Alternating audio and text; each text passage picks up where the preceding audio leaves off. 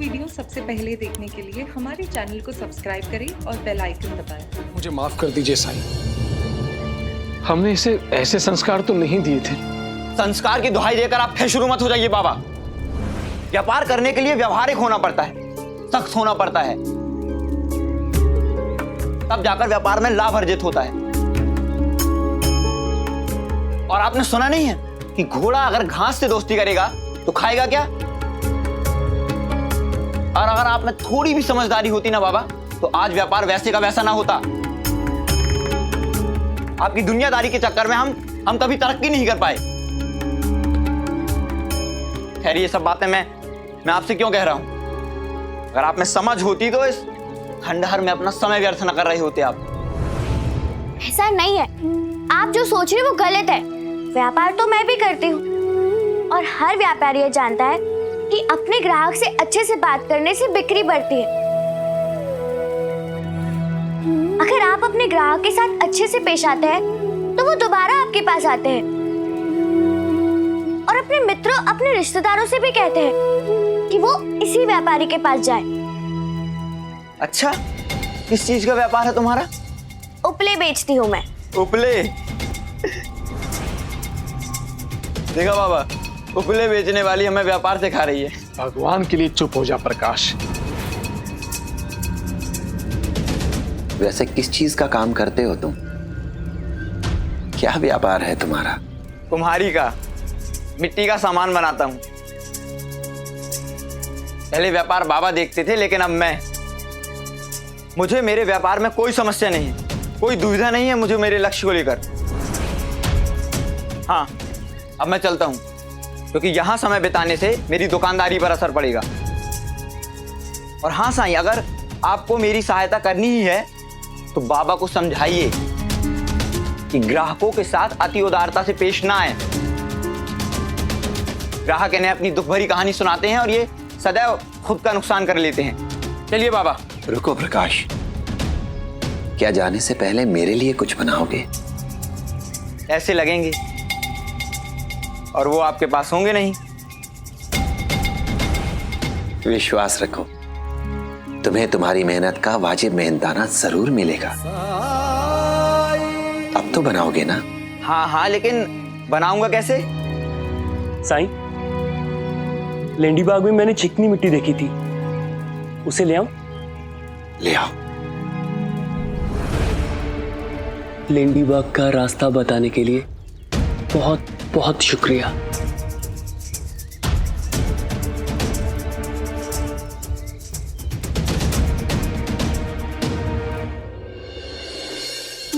मामी जी, क्या आपने आई को देखा है कहीं पे? नहीं तो, तुम्हारी आई तो बहुत देर से दिखाई दीदी। क्या जमाना आ गया है। पहले तो माँ बापों को अपने बच्चों की फिक्र होती थी, लेकिन यहाँ तो उल्टा ही है। घोर कलयुग मामी जी, घोर कलयुग। रुक्मिणी! जी आई।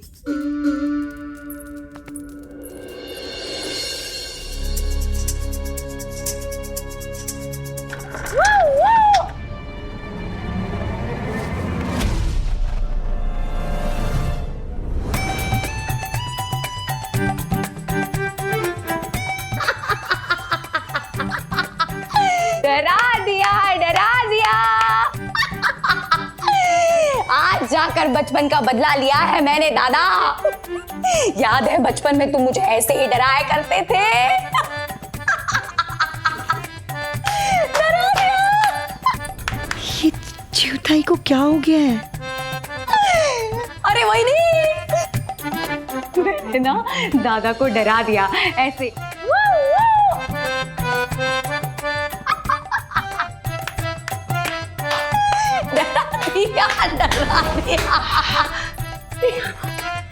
चिवताई, आप चलिए मेरे साथ, मैंने आपके लिए खाने में कुछ बनाया है, चलिए। कहाँ है कुत्ता? डंडा।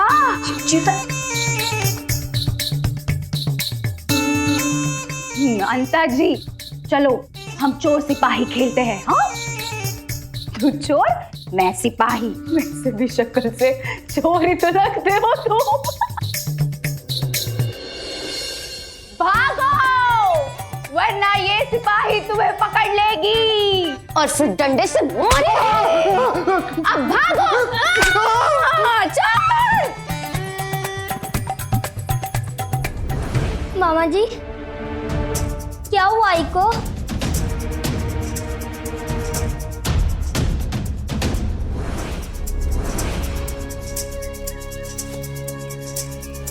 और कितना समय लगेगा मिट्टी लाने में? अगर और समय लगा तो अतिरिक्त पैसा लूंगा मैं। वैसे भी मैं किसी के दरवाजे पर जाकर काम नहीं करता। तुम बेफिक्र रहो, मैं वादा करता हूं तुमसे कि तुम यहां से अमीर आदमी बनकर जाओगे। राणो जी, आप तो हमें इसलिए लाए थे ताकि प्रकाश के गुस्सा करने की आदत को साईं खत्म कर दे। फिर ये सब सबूरी का अर्थ होता है सब्र रखिए। साईं के रास्ते टेढ़े मेढ़े जरूर होते हैं, लेकिन अपनी मंजिल तक जरूर पहुंच जाते हैं। देखना, आज आपका बेटा अपना गुस्सा यहीं त्याग कर जाएगा, है ना साईं? अब बताओ भी तो मुझे बनाना क्या है? हृदय, हृदय की दो आकृतियां बना दो मेरे लिए। हृदय?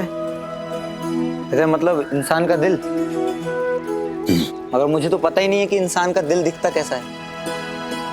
अपनी आंखें बंद करो और कल्पना करो कि कैसा होगा वो दिल जो सीने में धड़कता रहता है।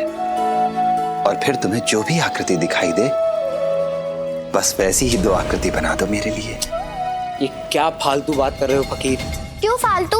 हाँ, साईं ने कहा ना कि वो आपको मेहनताना देंगे, तो फिर वो जो भी कहेंगे वो आपको बनाना पड़ेगा। इसमें आपको कोई परेशानी नहीं होनी चाहिए। चलो ठीक है, जो दिखेगा मैं वैसा ही बना दूंगा।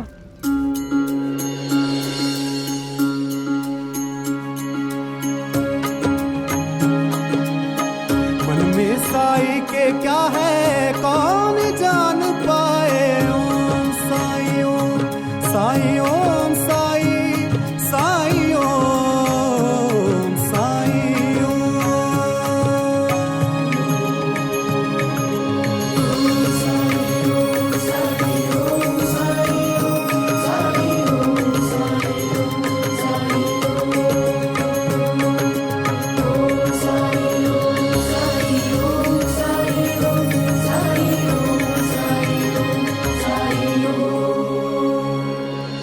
देखा मुझे, अब मैं वही बनाऊंगा। साईं, मैं मिट्टी ले आया साईं।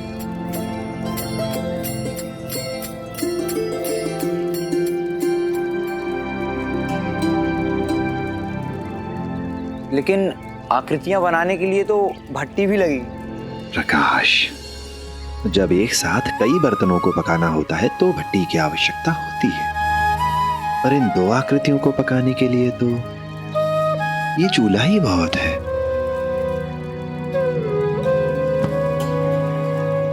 मैं तैयार किए देता हूं साईं।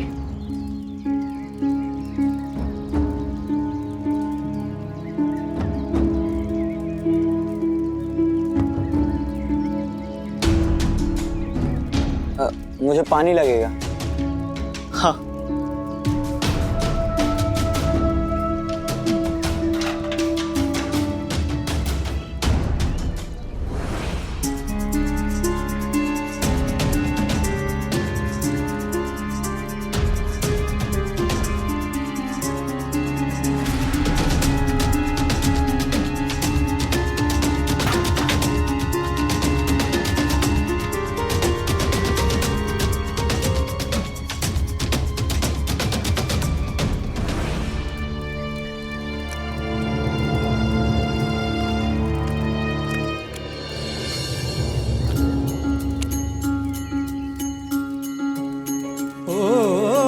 सबक सबूरी के ही जिसने सिखाया, उसी की परीक्षा के ये पल में आज आए, बदरा बुराई के ये जितने भी छाए, साईं मेरे अच्छाई का जल बरसाए, कष्ट जो अपार साईं हंस के उठाए, मन में साईं के क्या है कौन जान पाए। ओम साईं ओम साईं ओम साईं साईं ओम साईं ओम।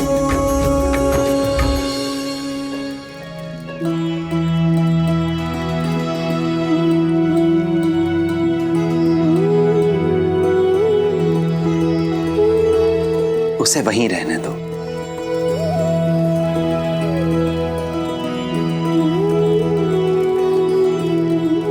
लेकिन बिना आग के पकेगा नहीं। कोई बात नहीं। चोर चोर अरे नहीं चिउताई, क्या कर रहे हैं? पकड़ो चोर को, चोर को पकड़ो। अरे क्या कर रहे हैं आप? उनका जी आप चोर है।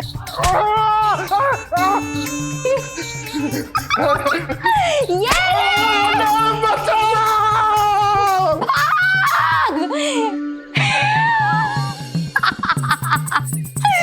चोर को भगा दिया। चिउताई आप अंदर चलिए। चोर को भगा दिया।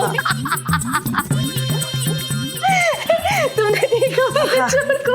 चलिए चलिए चोर को भगा दिया। ये क्या चल रहा है क्यों? धीरे बोलो दादा, यहाँ कोई बहरा नहीं है। पता है तुम्हें किस चीज की जरूरत है? चंपी की। कहीं चिउताई ने केशव की शराब तो नहीं पी ली? क्योंकि तुम्हारी ये जो खोपड़ी है ना, वो गर्म हो जाती है। तुम्हारी अच्छे से चंपी करूंगी ना, तो तुम्हारी खोपड़ी ठंडी हो जाएगी और तुम्हारी ये गुस्सा होने वाली जो बीमारी है ना, बार बार गुस्सा करते रहते हो, वो ठीक हो जाएगी। तेल दो वहीनी। रुको मैं ही लेती हूँ, हटो। तेल कहाँ है? रुको।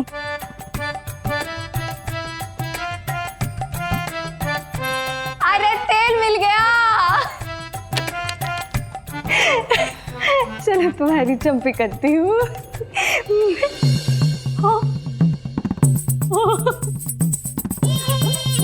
अरे तुम्हारी चंपी कैसे होगी? क्योंकि तुम तो गंजे हो। मैं क्या कह रही थी? अरे क्या बकरी की तरह ने ने करती रहती है ये।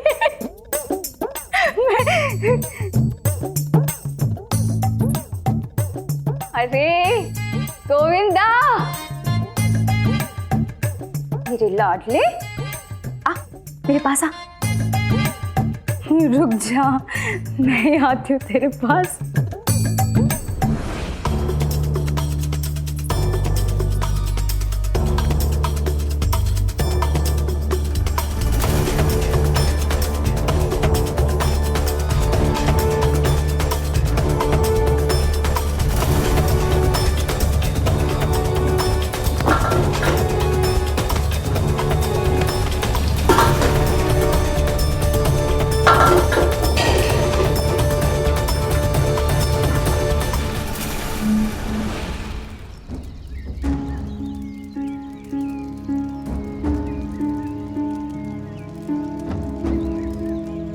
इतना भी आके करीब मत जाइए रणजी भाई साहब, नहीं तो आपके बाल जल जाएंगे और आपके दिल जितने छोटे हो जाएंगे। सब सुना है मैंने आपके बारे में। पहले साईं ने आपकी बीमारी ठीक की थी, उसके बाद आपने कहा था कि आप द्वारका माई में ही रहेंगे साईं के साथ और उनकी सेवा करेंगे। और जैसे ही आप ठीक हुए, आप चले गए अपनी पत्नी के पास और साईं को भूल गए। लेकिन जब फिर से मुसीबत आई तो साईं की याद आई। हाल ही में तो सेवा शुरू की आपने उनकी। वो भी आए तो आए, नहीं तो नहीं आए। मैं जिस दिन आया था उस दिन तो आप नहीं थी यहाँ, लेकिन मेरे साथ ऐसा कुछ नहीं होने वाला, क्योंकि अब तो साईं ही मेरा परिवार है। मैं तुम्हें क्यों सफाई दूं? तुम हो कौन? साईं, ये पक्कर तैयार हो चुका है, मैं निकाल देता हूँ। ले आओ।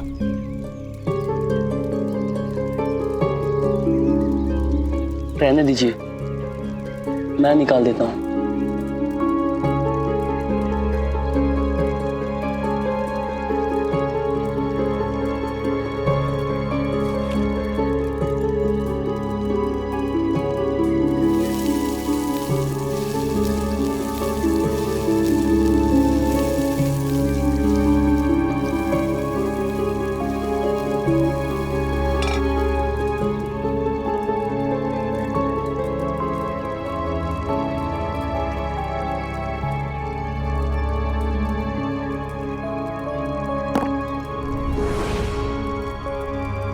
हाँ, ये पूरी तरह से तैयार हो चुकी है।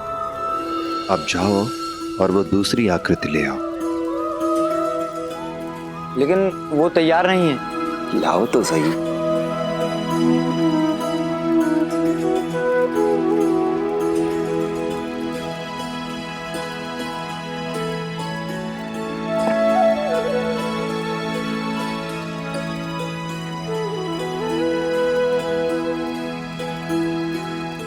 देखा, ये सूखा नहीं है, लेकिन इसके भी पैसे लूंगा मैं। हाँ हाँ ठीक है, दे दूंगा पैसे।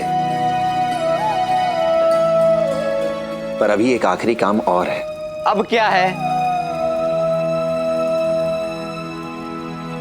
मुझे एक पत्थर चाहिए।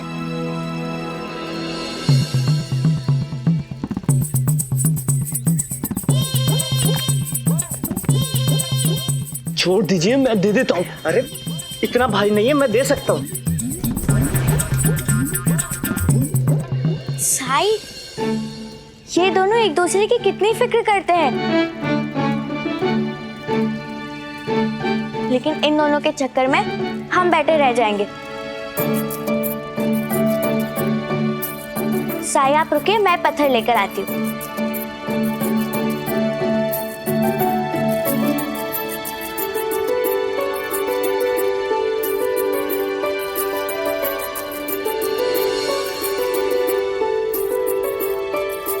साईं, ये चलेगा? हाँ। सुनिए आप दोनों, आप उस पत्थर को उधर ही रख दीजिए, हमें दूसरा पत्थर मिल गया है।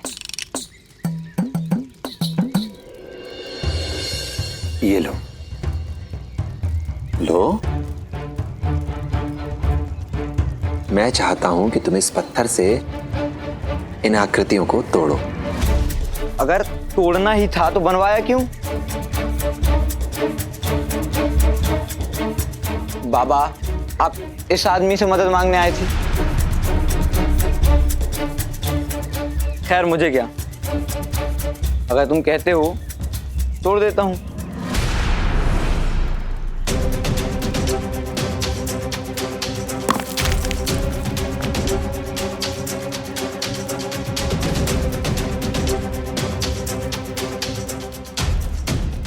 अब इसे भी।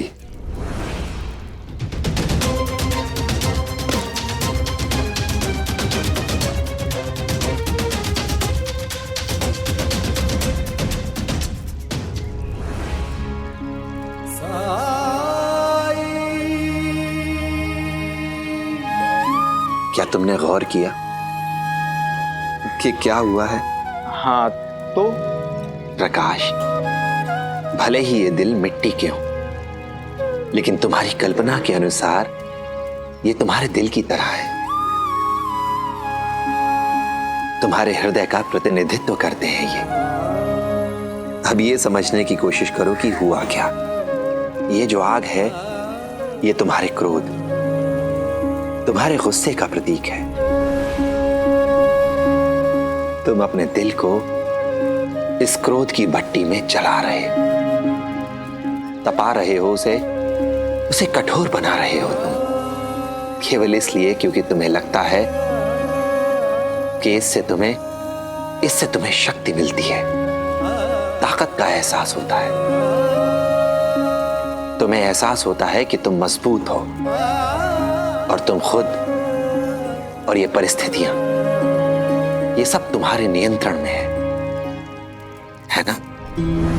सही कह रहे हैं आप, लेकिन मैं भी बचपन से देखता आया हूँ कि लोग बाबा की शराफत का नाजायज फायदा उठा रहे हैं। लोग इन्हें अपने दुख दर्द की झूठी कहानी सुनाकर हर सामान सस्ते में ले जाते हैं और बाबा को लग रहा था कि वो उनकी मदद कर रहे हैं।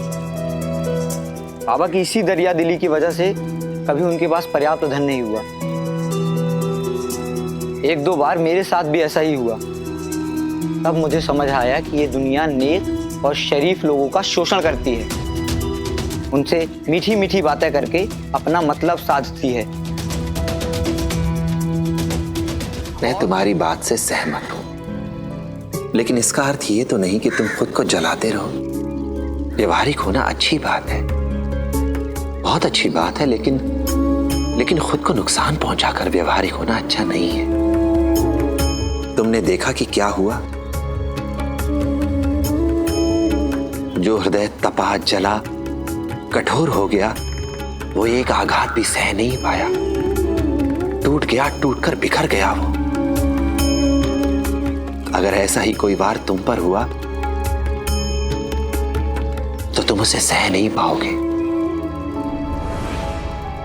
वहीं दूसरी ओर प्रहार इस कोमल हृदय पर भी हुआ। प्रभावित हुआ ये भी, लेकिन ये टूटा नहीं, बिखरा नहीं। इसे दोबारा अपनी पहले वाली स्थिति में वापस लाया जा सकता है। अब ये तुम पर निर्भर करता है कि तुम अपने दिल को कैसा बनाना चाहते हो।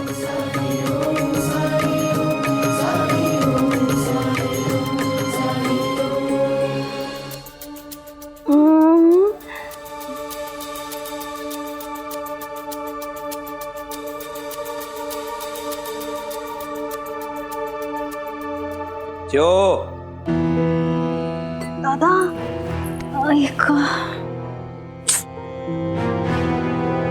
च्युताई, अब आप कैसा महसूस कर रही हैं? मेरा सर भारी हो रहा है, उल्टी जैसा हो रहा है। क्या हुआ था मेरे साथ? ये तुम ही बता सकती हो चिवो, ऐसी विक्षिप्तता क्यों पागलों की तरह बर्ताव कर रही थी तुम? विक्षिप्तता? मैं? इसका अर्थ यह है कि तुम्हें कुछ भी स्मरण नहीं है जो। धीरे बोलो दादा, मेरा सर फटा जा रहा है। चिवू, मुझे अभी के अभी बताओ क्या क्या हुआ था तुम्हारे साथ? कब क्या किया था दादा? अरे इससे पहले उससे पहले तो ऐसे बोलो ना। उससे पहले, हाँ, उससे पहले मैं केशव के कमरे में गई थी। हाँ, आगे? हाँ, मैं उसके कमरे में जासूसी करने गई थी।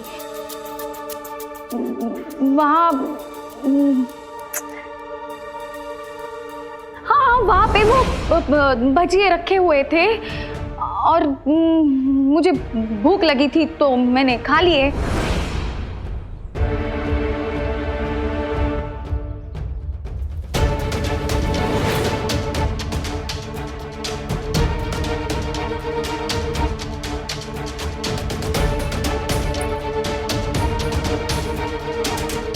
बदबूदार पानी?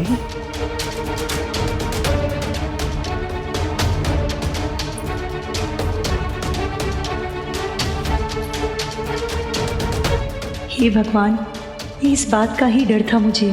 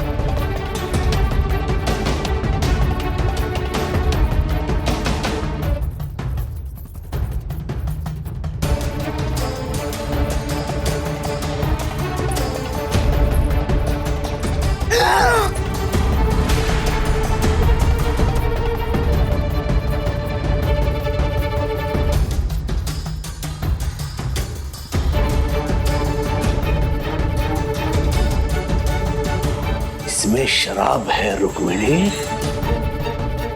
शराब। तुम्हें पता था ना?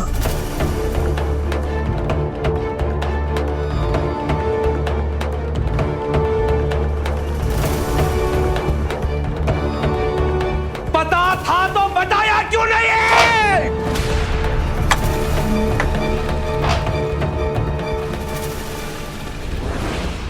अब ये तुम पर निर्भर करता है कि तुम अपने दिल को कैसा बनाना चाहते हो। और ये बात सिर्फ गुस्सा करने वालों पर लागू नहीं होती। ये आग प्रतिनिधित्व करती है हर बुरी इच्छा का, हर बुरी भावना का, जो कि इंसान के दिल को कठोर बना देती है, संवेदनहीन बना देती है। फिर चाहे वो नफरत हो, ईर्ष्या हो, या खुद को एक दूसरे से बेहतर साबित करने की प्रतिस्पर्धा।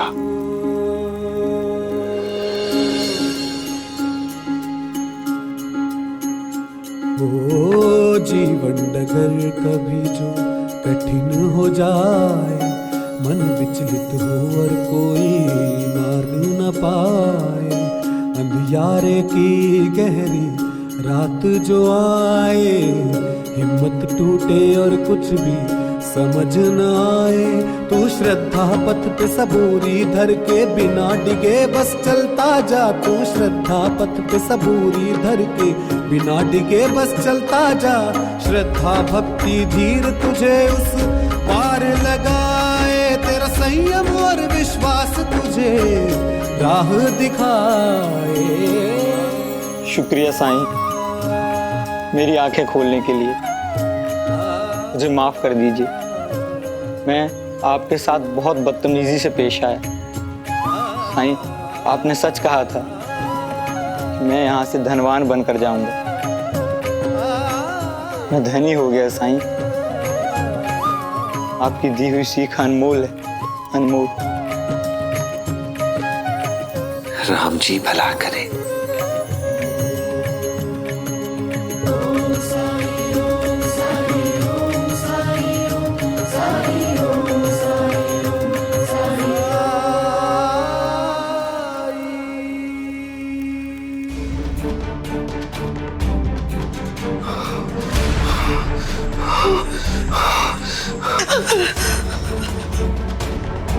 केशव कहाँ है? मैं यहाँ हूँ।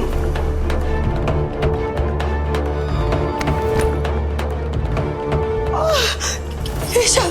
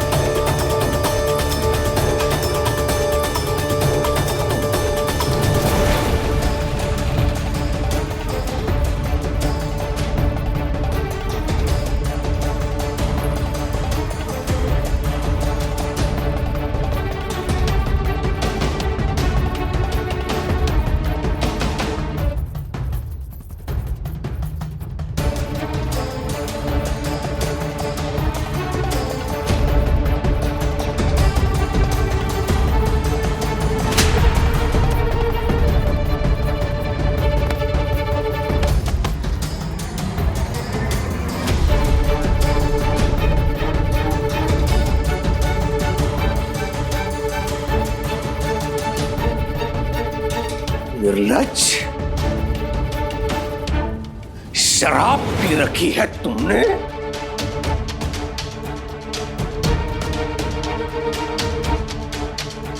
इतना दुस्साहस? शराब पी के वाड़े में चला आया तू?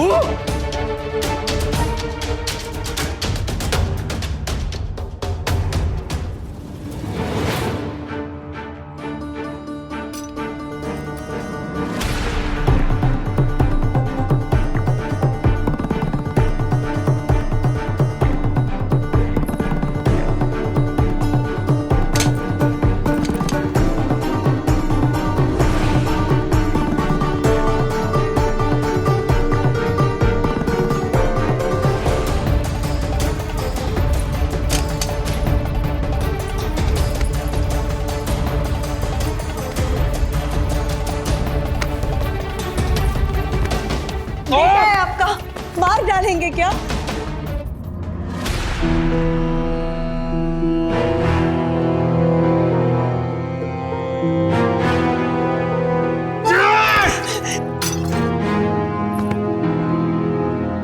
दारू की भट्टी से शराब पी के आया है ये। समझ रही है ना इसका परिणाम क्या हुआ होगा? वहां कितने लोगों ने उसे देखा होगा शराब पीते हुए। अब तक सब लोगों को पता चल चुका होगा कि कुलकर्णी सरकार का बेटा शराबी है, शराबी।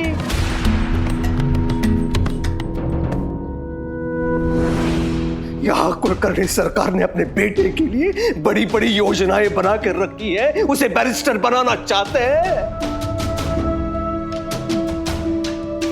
तू होनहार नहीं है, तू शराबी है, शराबी।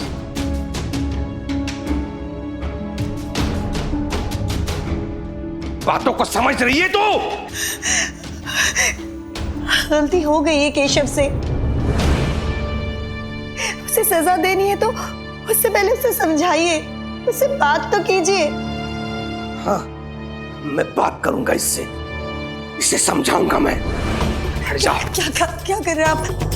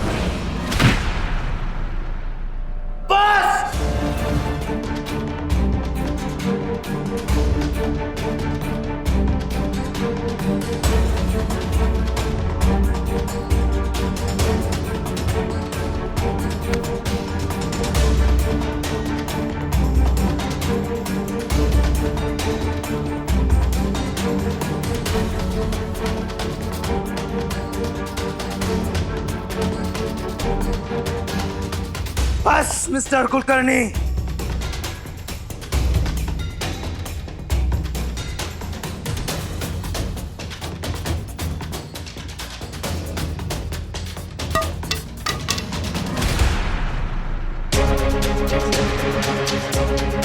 आज हुआ सो हुआ, लेकिन आगे से आप मुझे हाथ लगाने की कोशिश भी मत कीजिएगा। बच्चा नहीं हूं मैं।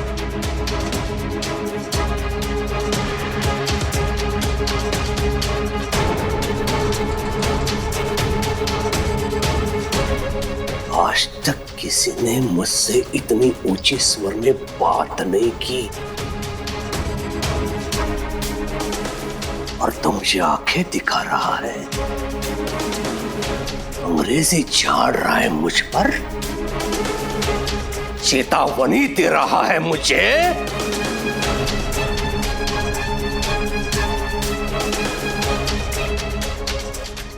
आपको आपकी दुनिया मुबारक। मैं चला यहां से।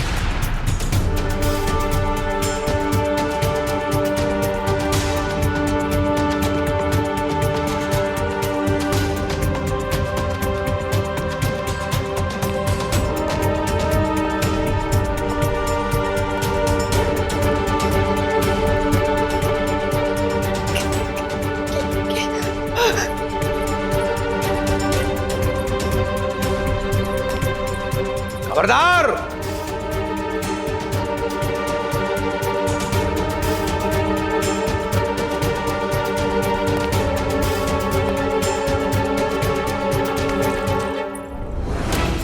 खबरदार जो उसे रोकने की कोशिश की। ऐसे अधर्मी कपूत के लिए ना ही मेरे घर में जगह है, ना ही हृदय में।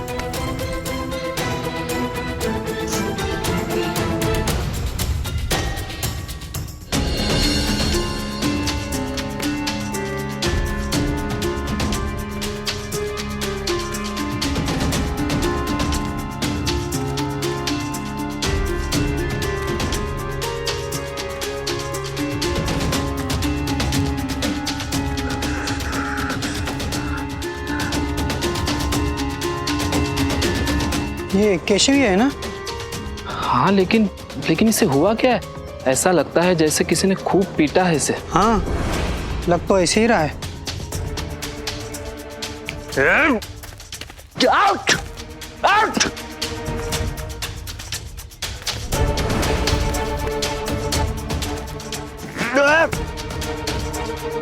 नहीं क्या?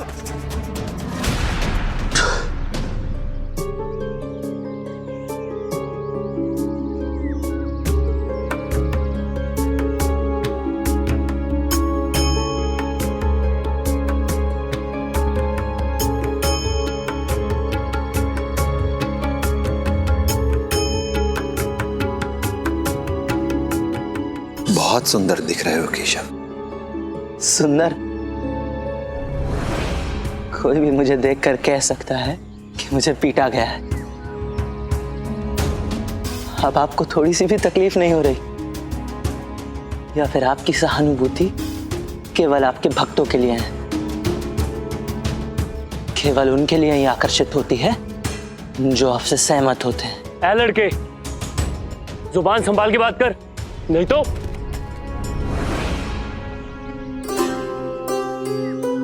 तुम्हारी तकलीफ का एहसास मुझे है,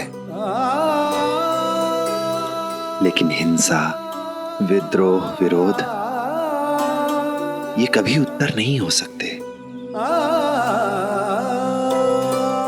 तुम्हारी चोट में मुझे तुम्हारे पिता की चिंता दिख रही है। सही मार्ग पर लाने का प्रयास किया है उन्होंने तुम्हें, और अगर इससे तुम सही मार्ग पर आ गए तो ये उनके दिए उपहारों में तुम्हारे लिए सबसे ज्यादा मूल्यवान होगा। सबसे मूल्यवान। वाह, सही में कुलकर्णी सरकार आपको पाखंडी कहते हैं। पाखंडी। पूरी शिरडी जानती है कि आपका और कुलकर्णी सरकार का 36 का आंकड़ा है। और अब वही कुलकर्णी सरकार मुझे मारने के बाद वो एक अच्छे पिता बन गए। जब मैं छोटा था तब आपकी चिकनी चुपड़ी बातों में आ जाया करता था, लेकिन अब मैं बच्चा नहीं रहा हूं। मुझ में अक्ल आ गई है, परखने का ज्ञान आ गया है, और मैं जान गया हूं कि आपके हंसते हुए चेहरे के पीछे क्या राज है। और यह भी जान गया हूं कि आपकी चिंता केवल व्यर्थ की है, केवल ठकोसला। और आपके शब्द उतने ही खोखले और अर्थहीन हैं।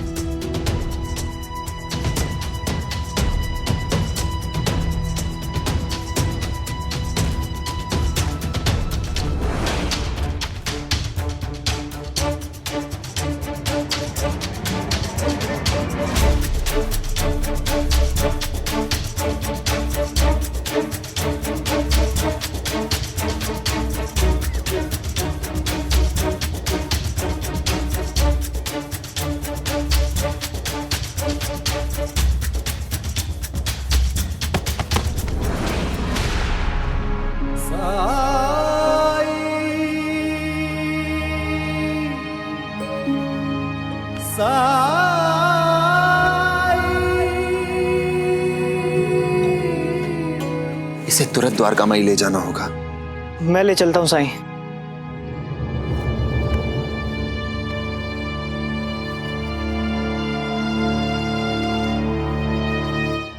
राणू जी भाई साहब, ये आपके बस का काम नहीं है, पहलवानों का काम है। देखिए और सीखिए कि साईं की इच्छा कैसे पूरी की जाती है।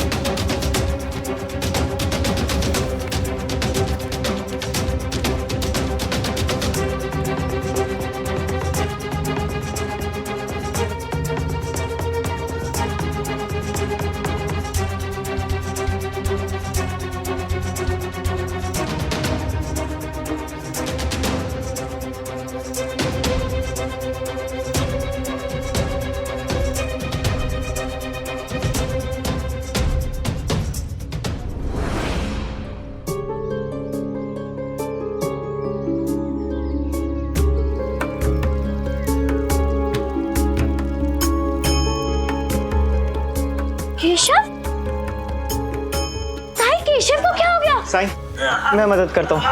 रहने दो।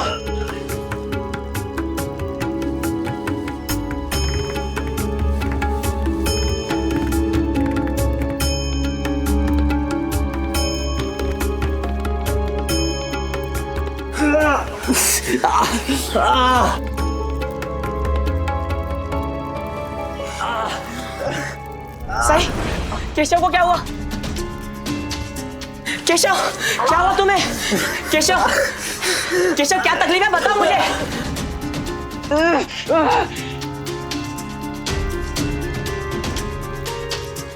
केशव, केशव मेरी आवाज सुनाई दे रही है ना? केशव। साईं, केशव ठीक तो हो जाएगा ना?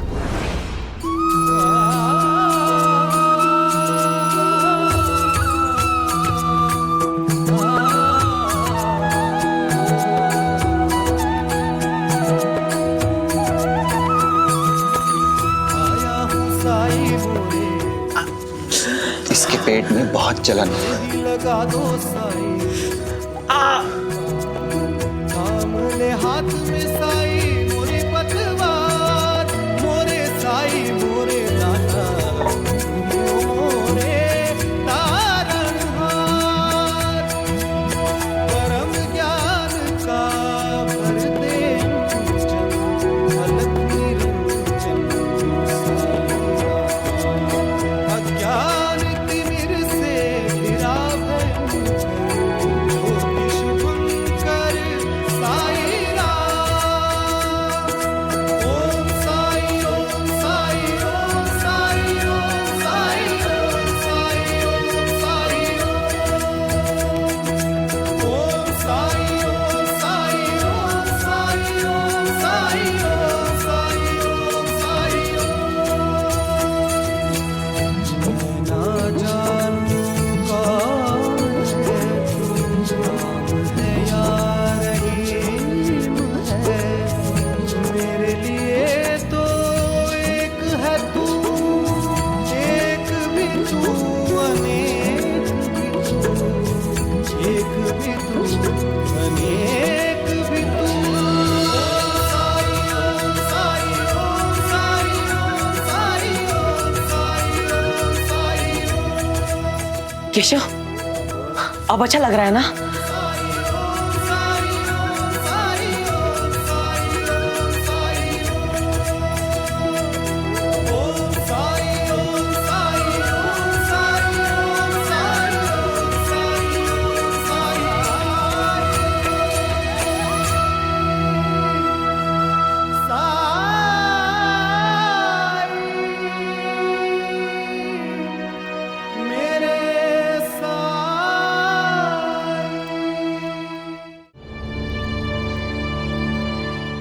क्या कह रहे थे तुम राणो जी? कोई मदद चाहिए? जी साईं। जाओ, तुम्हारी पत्नी कावेरी बाहर खड़ी है, बात करो उससे।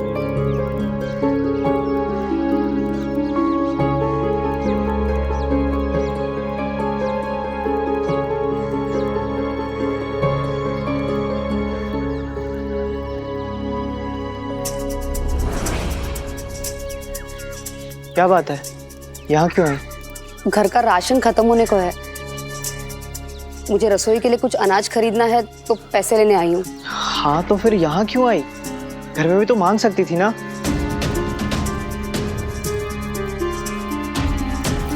ये लो।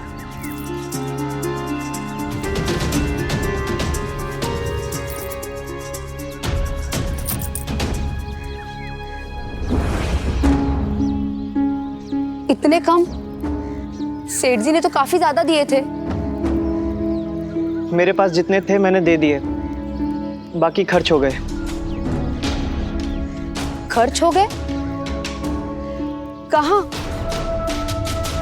ना आप घर का राशन लाए, ना कंबल बनाने का कोई सामान, तो फिर खर्च कैसे हो गए? बोला ना खर्च हो गए। लगता है वो चावल इसी पैसे से लेकर आए थे। यहाँ बड़ा घमंड दिखा रहे थे पैसों का, और घर में खाने को अनाज नहीं।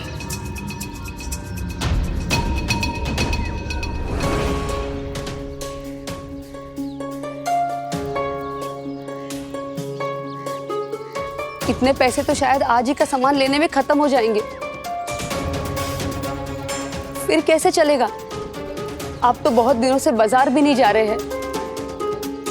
सेठ जी आपको और कंबल बनाने का आदेश देने वाले थे। आप काम नहीं करेंगे, बाजार नहीं जाएंगे, तो पैसे कहाँ से कमाएंगे? क्यों चिंता करती हो कावेरी?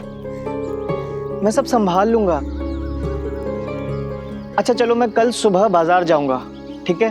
और सेठ जी से मिलकर कितना कंबल बनाना है उसका आदेश ले लूंगा। अब तो खुश? चलो अच्छा है, कम से कम इसी बहाने कल ये द्वार कमाई से तो दूर रहेंगे।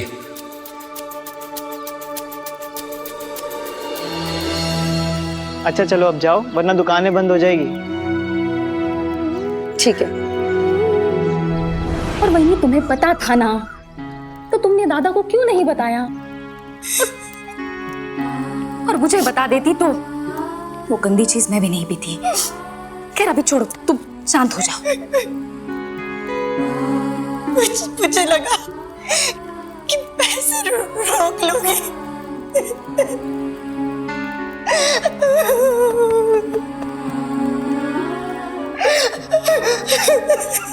वहीनी,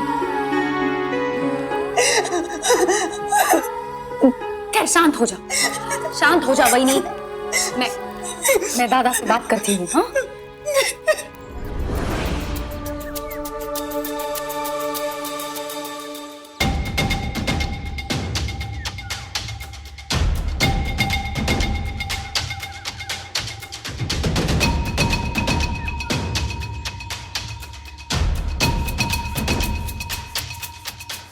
दादा, दादा वो केशव। नहीं चिरू, अगर तुम ये चाहती हो कि मैं केशव को घर लेकर आऊं तो ये संभव नहीं है। उसे अपने गलती का, अपने भूल का एहसास होना चाहिए, पछतावा होना चाहिए।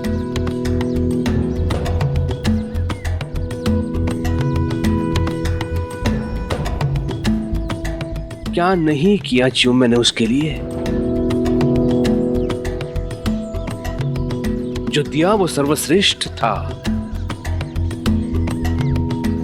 शिरडी में सबसे अच्छे कपड़े केशव के होते थे, नए नए खिलौने उसके लिए आते थे। शिरडी क्या, बंबई, पुणे जैसे शहरों में पिता अपने बेटे को जो नहीं दे पाते, वो सब सुख सुविधा मैंने केशव को दी। क्यों? क्योंकि मुझे लगता था मेरा बेटा मेरा सर ऊंचा करेगा। लेकिन क्या किया उसने चिरू? क्या किया?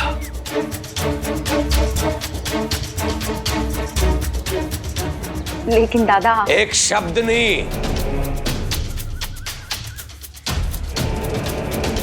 एक शब्द नहीं चिरू। कुलकर्णी सरकार का बेटा शराबी नहीं हो सकता। मेरा बेटा लाखों में एक है। अगर वो घर वापस आना चाहता है, यहां रहना चाहता है, तो उसे वही करना होगा जो मैं चाहूंगा, मैं कहूंगा।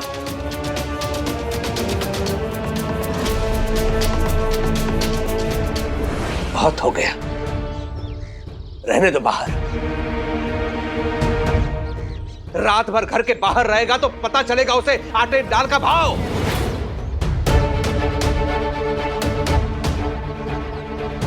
समझ में आएगा उसके,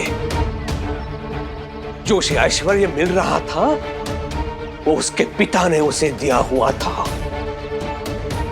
फिर आएगा चलकर वापस अपने घर।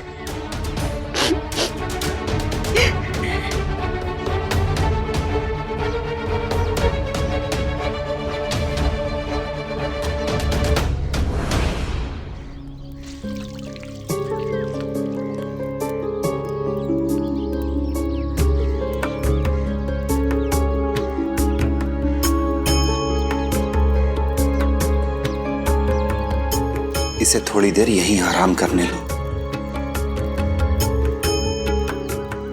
साई,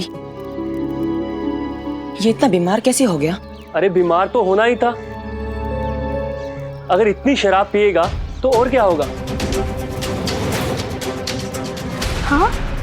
तो रात में मैंने इसे नशे की हालत में धुत देखा था। रास्ते में खड़ा खड़ा बड़बड़ा रहा था और इसकी माँ इसे ढूंढते ढूंढते वहां आई। ये तो चलने की हालत में भी नहीं था। इसकी माँ ने मुझे कहा इसे घर पहुंचाने के लिए, तो मैंने इसे घर पहुंचाया।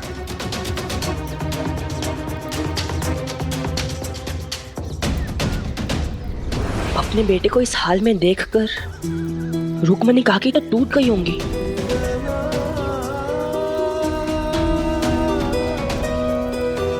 साई, तुम सही थे। अगर हम केशव के दोस्त थे तो हमें उसका साथ कभी नहीं छोड़ना चाहिए था। अगर हमारी दोस्ती सही थी तो मैं उसका साथ कभी नहीं छोड़ती।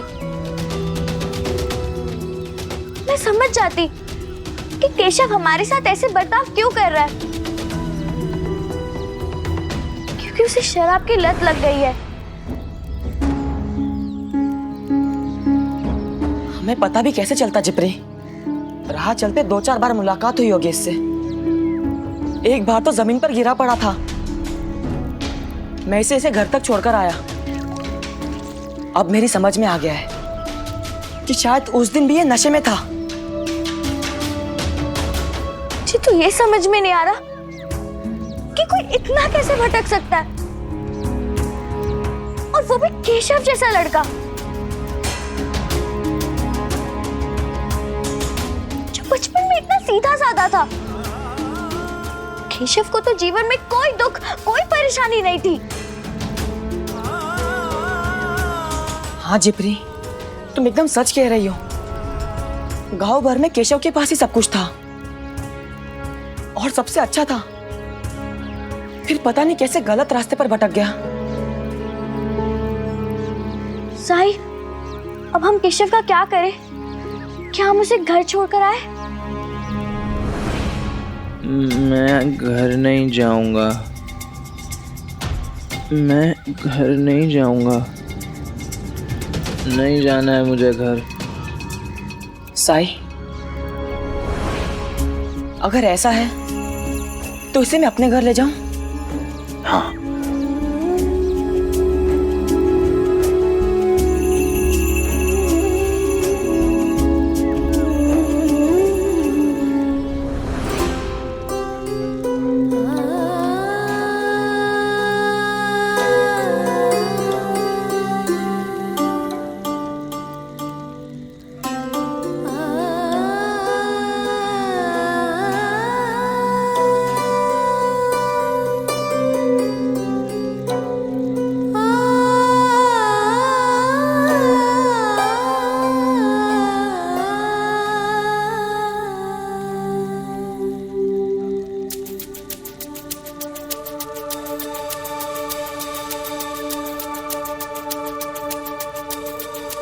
आज भोजन मिलेगा हमें।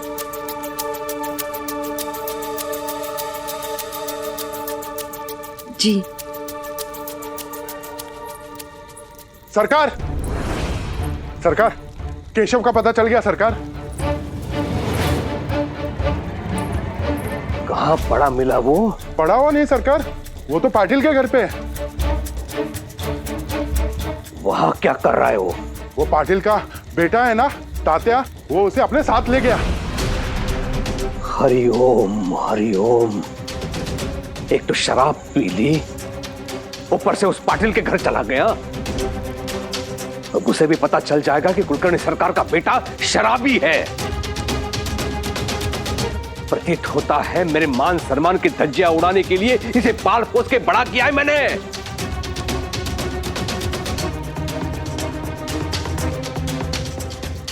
रुक्मणी जी, उस दिन जब केशव गिर पड़ा था तो तात्या उसे घर पे लेके आया था ना?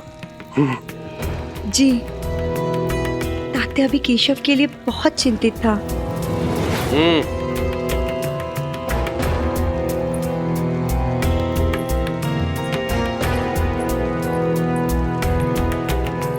हरिओम। आजकल तात्या और केशव बहुत साथ रहने लगे हैं। जरूर कोई गड़बड़ है।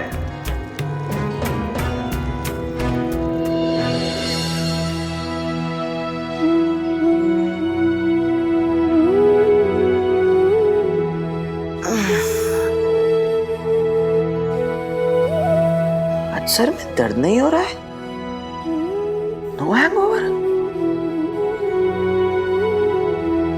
काफी लंबे समय के बाद मैं खुद को बेहतर महसूस कर रहा हूं।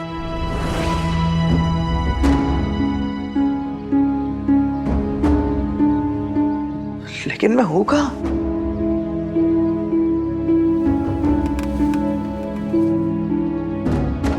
ऐसे कैसे कर सकता है केशव?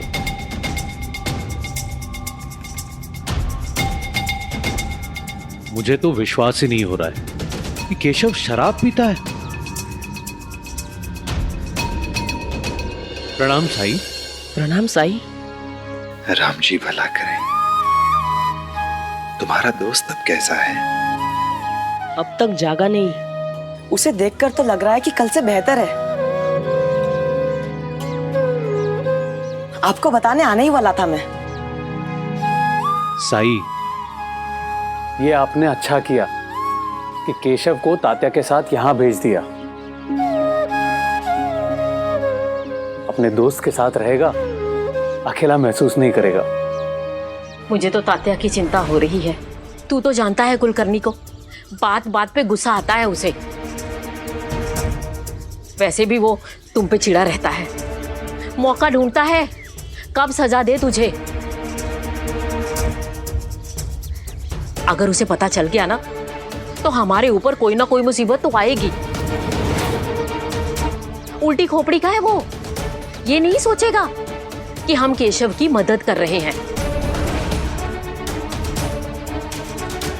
वो ये सोचेगा कि हम केशव को बिगाड़ रहे हैं, उसके विरुद्ध भड़का रहे हैं। पर आई, किसी के डर से किसी की मदद करना हम छोड़ तो नहीं सकते ना। और ऐसे समय में अगर दोस्त उसका साथ नहीं देंगे फिर और कौन देगा? वो सब मुझे नहीं पता। इससे पहले कि हम पे कोई मुसीबत आए, जितनी जल्दी हो सके केशव को उसके घर पे छोड़ दो।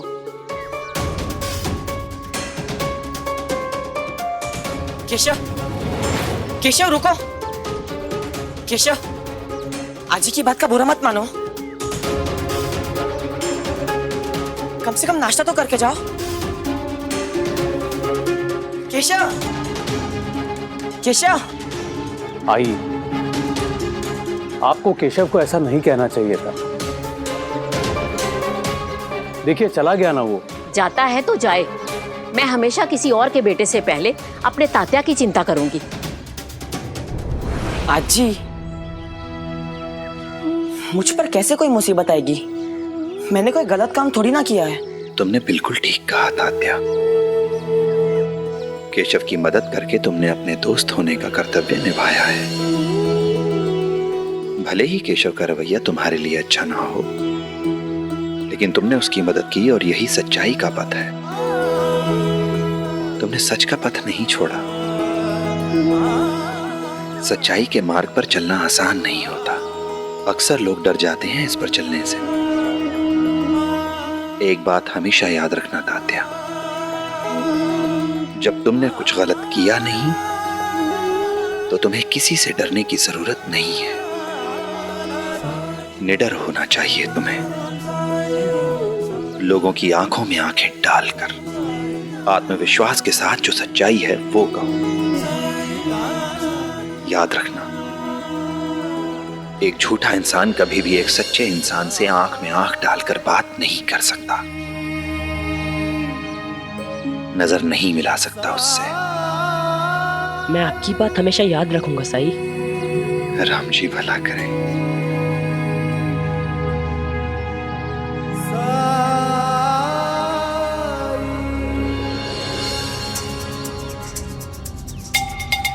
मैं क्या कह रही हूँ दादा, तुम जरा शांति से सोचो। दादा, केशव इस घर का बेटा है, कुलकर्णी सरकार का बेटा, दूसरों की दया पर पल रहा है। इसमें तुम्हारी ही शान जा रही है दादा। उसने तो पहले ही मान सम्मान की धज्जियां उड़ा दी हैं। अब रह क्या गया है च्यू? नहीं दादा, दादा ऐसा नहीं है। दादा तुम समझ नहीं रहे हो। दादा मुझे बताओ, शिरडी में ऐसे कितने लोग हैं जिन्हें पता है वो शराब कैसी दिखती है, कैसी होती है, उसकी गंध कैसी होती है? कितने लोगों को पता है? हाँ, यहाँ तक कि मुझे भी नहीं पता था और मैं शरबत समझकर पी गई।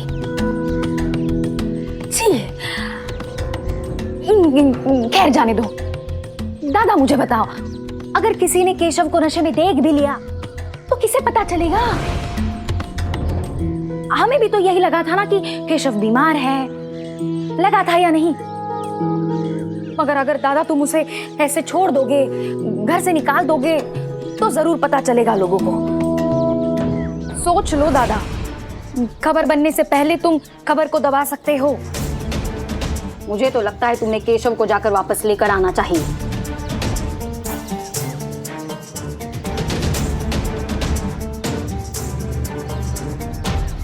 अंता, जी सरकार।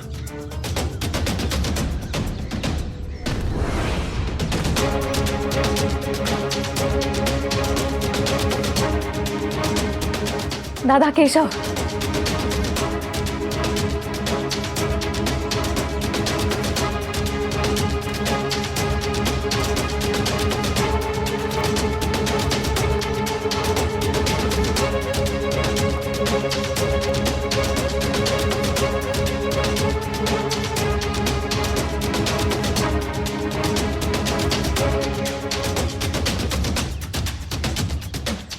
रुको।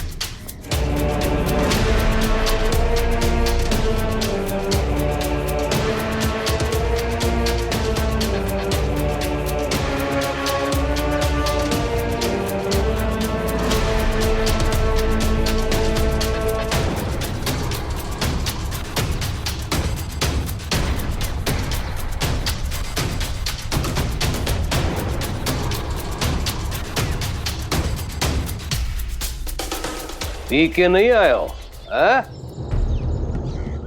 नहीं। एक बात सच सच बताओ, शिरडी में तुम वर्षों के बाद आए हो, फिर तुम्हें शराब के भट्टी का कैसे पता चला? क्योंकि जब तुम आए थे तो प्राथमिक दिनों में तो ठीक ठाक ही थे। तो भट्टी का रास्ता किसने बताया?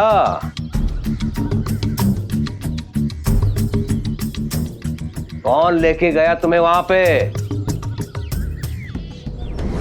उत्तर दो।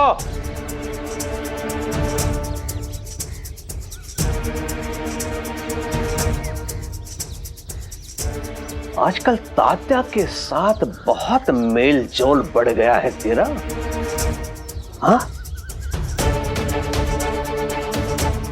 कहीं उसने तो पता नहीं बताया, या वो स्वयं लेके गया तुम्हें वहां पे? पिताजी के गुस्से से बचने का एक यही उपाय है, सारा इल्जाम किसी और पर लगा दूं।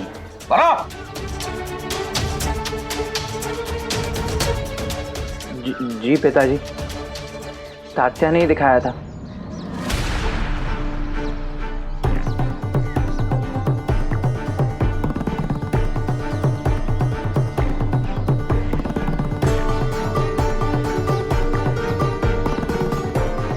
तो अंदर जा।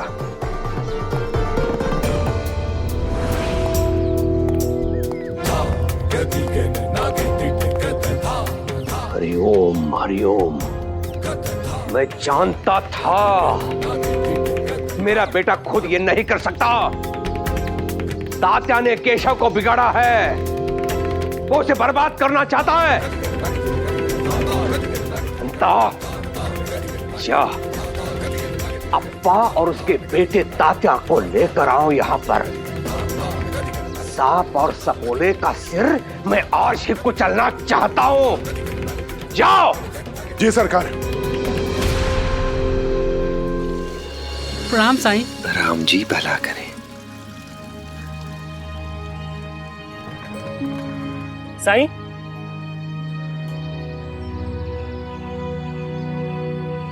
कहाँ चले गए थे सुबह सुबह आप? केशव को देखने गया था। अब ठीक है? हाँ, पहले से बेहतर है, लेकिन नशे की लत लग गई है उसे। इक्का दुक्का लोग ही छूट पाते हैं नशे की गिरफ्त से। बहुत मुश्किल है। मुश्किल है लेकिन नामुमकिन नहीं। जरूरत है तो बस दृढ़ इच्छा शक्ति की।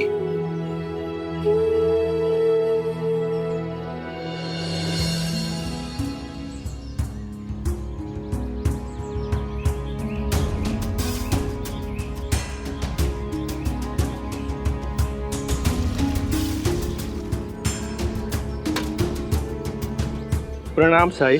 राम जी भला करें। क्या मैं आप लोगों की कुछ मदद कर सकता हूं?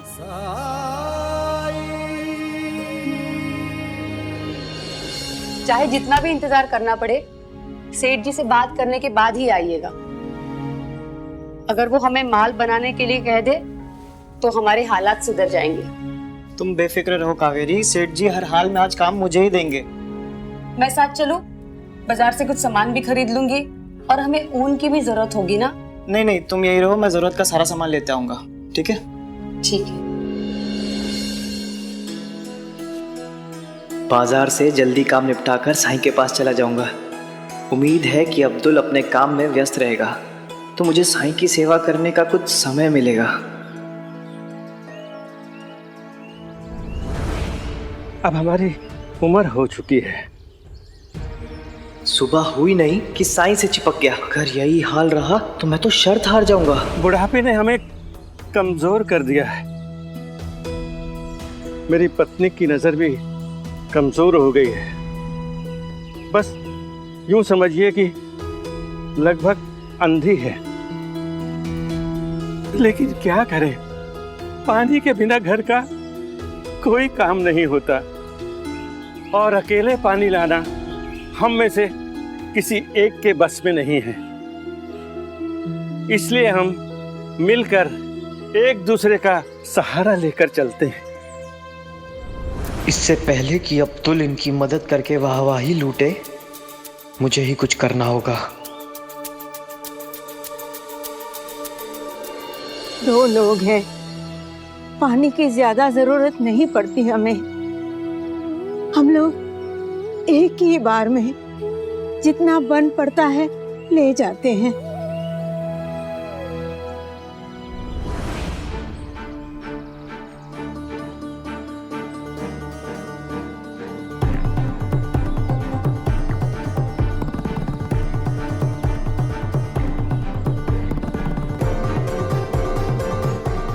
लाइए, मैं कर देता हूँ। जी, मेरे हो तो आप लोग क्यों बोझा उठाएंगे? लाइए बाबा, मुझे दीजिए बर्तन। लाइए माँ जी, लाइए। अरे बेटा, तुम अकेले इतने सारे। अरे माँ जी चिंता मत कीजिए, मैं इनमें पानी भर के आपके घर तक पहुंचा दूंगा। साईं, मैं इनकी सेवा कर सकता हूँ ना?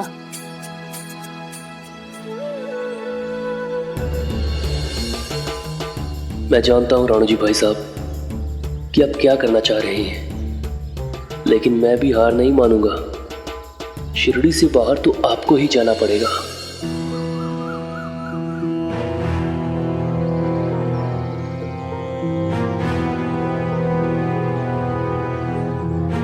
ये गलत है। हम कब से इंतजार कर रहे हैं। ये सिर्फ हमारा समय बर्बाद कर रहे हैं और कुछ नहीं।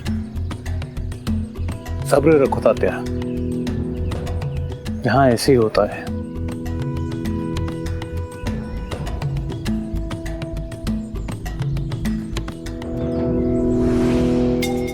किशन लाल,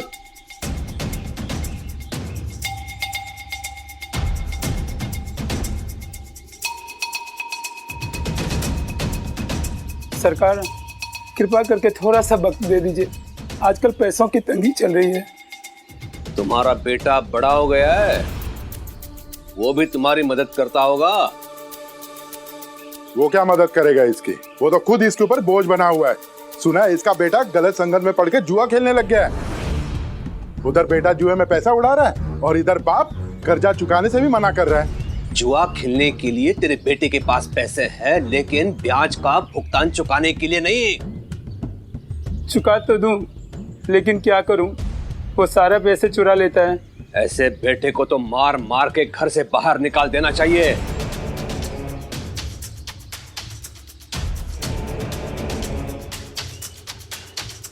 सुन, कल तक पैसे नहीं दिए तो तुम्हारे खेत का अनाज बेच के पैसे वसूलूंगा मैं। हरिओम।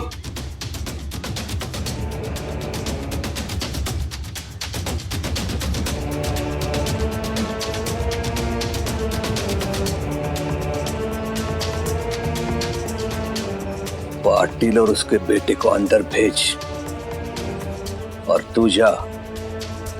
जी सरकार। पाटिल जी, आपको और तात्या को सरकार ने अंदर बुलाया है।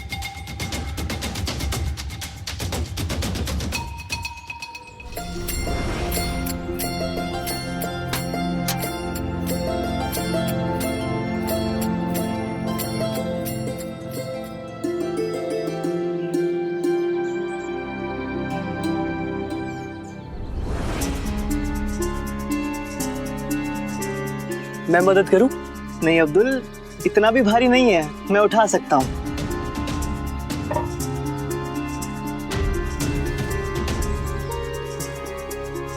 मदद तो मैं तुम्हारी करूंगा अब्दुल, शिरडी से बाहर जाने में।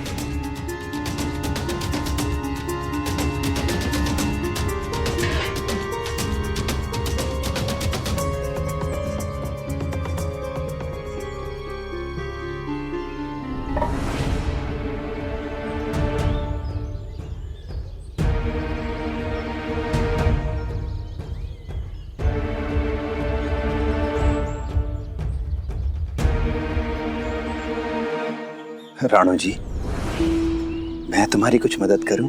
अरे नहीं साईं, मेरे हो तो आपको ये सब करने की जरूरत नहीं है। वैसे भी इतना बोझा उठाने की मेरी आदत है। मैं रोज इससे भी वजनी कंबल के गट्ठर उठाकर बाजार में जाता हूँ। साईं, आज आप जान जाएंगे कि मुझ में भी ताकत है। कहाँ है आपका घर?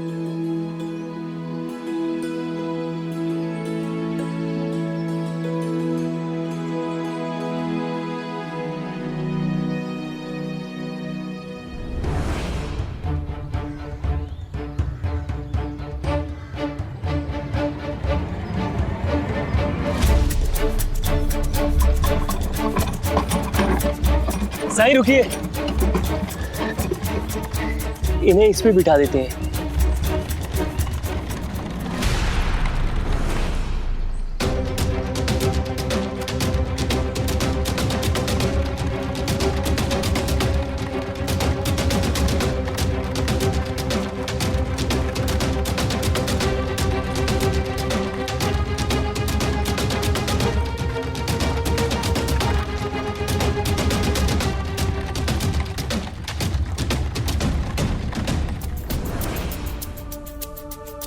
नमस्ते कुलकर्णी सरकार।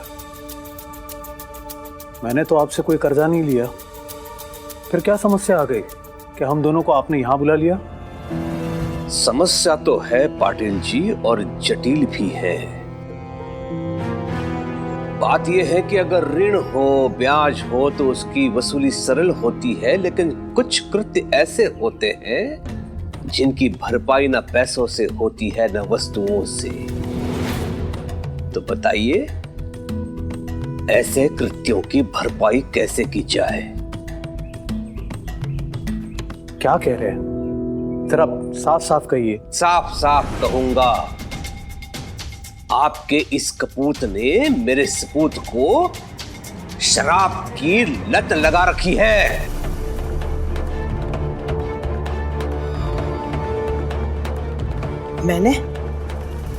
मैं ऐसा क्यों करने लगा? मैंने तो आज तक शराब को हाथ भी नहीं लगाया है। अच्छा, तो तू सच कह रहा है और मेरा बेटा झूठ?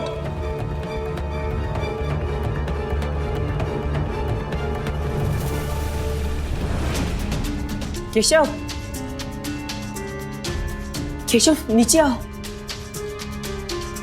और अपने पिताजी को बताओ कि मैं तुम्हारी मदद कर रहा था। यहाँ मुझ पर आरोप लगाए जा रहे हैं। हाँ बताएगा, वो बताएगा, सच बताएगा। केशव नीचे आ जाओ।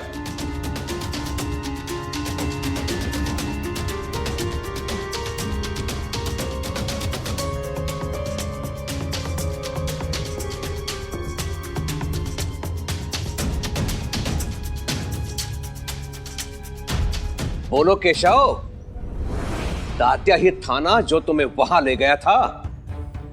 केशव बताओ, मैं तुम्हें ले गया था?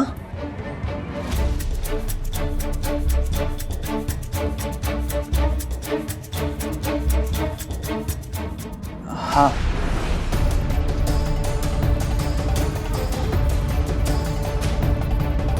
केशव, ये क्या कह रहे हो? मैं सच ही तो बोल रहा हूँ। क्या तुम मुझे अपने साथ नहीं लेकर गए थे? भट्टी कहाँ है ये तुमने मुझे नहीं बताया। हाँ लेकिन मैं बस!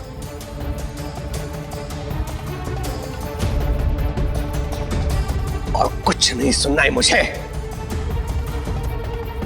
देख लिया पाटिल जी, सुन लिया? आपके बेटे ने आपके सामने स्वीकार कर लिया।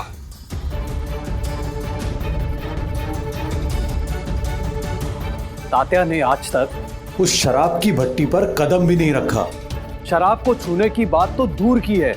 अच्छा, इसका अर्थ यह है कि तात्या ने मेरे बेटे को बिगाड़ने के लिए यह सब किया। क्यों? तात्या सच सच बता, ये सब करने के लिए तुम्हारे पिताजी ने तो नहीं कहा तुमसे? बोलो।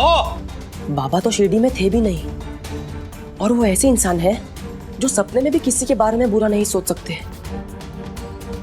और रही बात केशव को बिगाड़ने की, तो मैं इसे शराब की भट्टी पर नहीं ले गया था। हाँ, नगर जाते समय मैंने इसे जरूर बताया था कि उस छोटे वाले रास्ते से शिरडी का कोई भी इंसान नहीं आता जाता, क्योंकि उधर शराब की भट्टी है। मैंने इसे प्रोत्साहित करने के लिए नहीं, बल्कि खतरे से आगाह करने के लिए बताया था।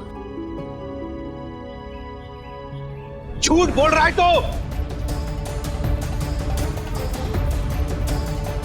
अभी सत्य का पता चल जाएगा। वो देखो,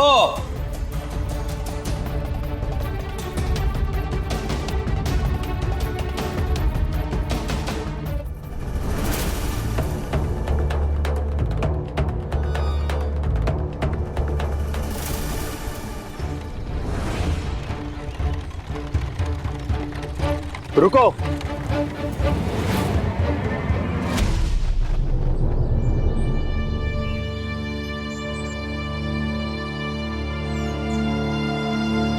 तुम दोनों बहुत जल्दी में हो, कम से कम मेरी खातिर थोड़ा धीरे चलो। जी साईं। जरूर सही।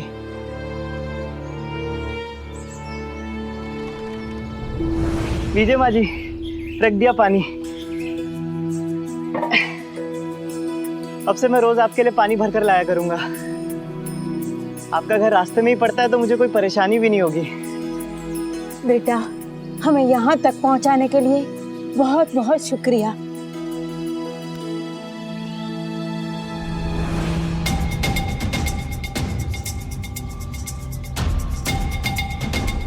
सरकार, आपने मुझे बुलाया, मुझसे कुछ गलती हो गई क्या? हरिओम, चिंता करने की कोई आवश्यकता नहीं है। तुम्हें केवल सच बताना है।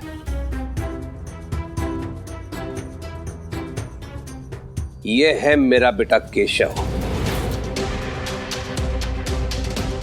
क्या ये तुम्हारे भट्टी पे दारू पीने आया था? मर गए। ये तो कुलकर्णी सरकार का बेटा है। अब क्या जवाब दूं? जवाब दे।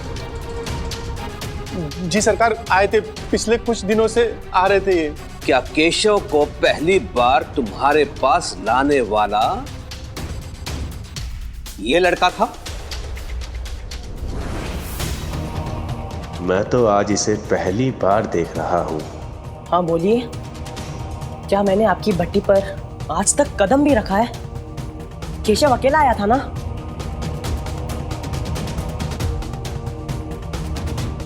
हे भगवान, केशव तो उनको झूठ बोलने के लिए इशारा कर रहा है। हमारा एक बेटा है, वो काम की वजह से हमसे दूर शहर में रहता है। मिलने तो आता ही रहता होगा। आता है, साल में सिर्फ एक ही बार, और वो भी कुछ दिनों के लिए। वो शहर में जाकर बदल गया है साई। वहां की हवा लग गई उसे। हम उससे कहते हैं कि यहाँ आकर काम कर ले, तो कहता है अगर वापस बुलाना था तो फिर भेजा ही क्यों। और जब हम उससे कहते हैं कि अगर तू नहीं आ सकता तो हमें ही वहां शहर वाले घर में रख ले, तो बोलता है घर छोटा है, जगह नहीं है। अरे अरे इसी एक कमरे की झोपड़ी में वो बड़ा हुआ है। जब वो छोटा था ना, तो रात को सो नहीं पाता था, क्योंकि मुझे जोर जोर से खर्राटे आते थे। इसलिए उसे दिन में नींद आती थी। पढ़ाई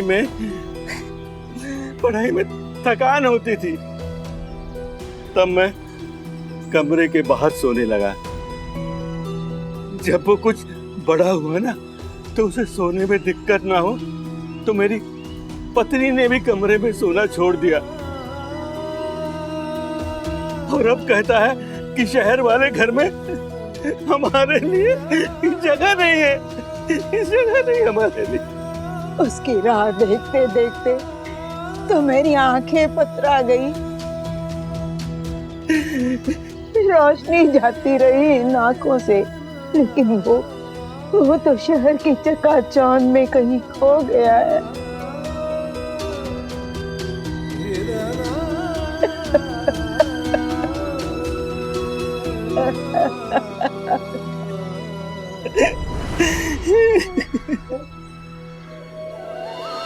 अरे, अपना दुखड़ा सुनाने के चक्कर में मुझे ध्यान ही नहीं रहा। आज मेरे घर में मेहमान आए हैं, उन्हें कुछ जलपान करवाऊं। अरे इसकी कोई जरूरत नहीं है, आप परेशान मत हो। मेहमान तो भगवान होते हैं, और भगवान की सेवा में कैसी परेशानी। मैं अभी आई।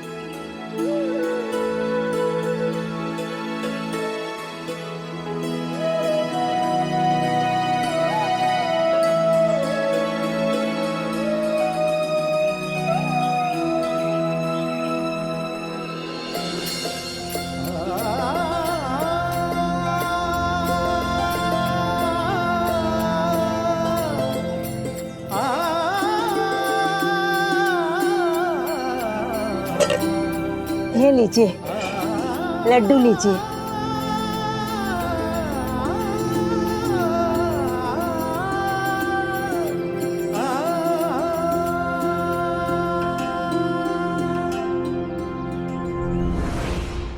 ऐसा लगता है जैसे केशव ने इस लड़के पर इल्जाम लगाया है। अगर मुझे यहाँ से हड्डी पसली तुड़वाए बिना सही सलामत जाना है, तो मुझे वही कहना चाहिए जो सरकार कह रहे हैं।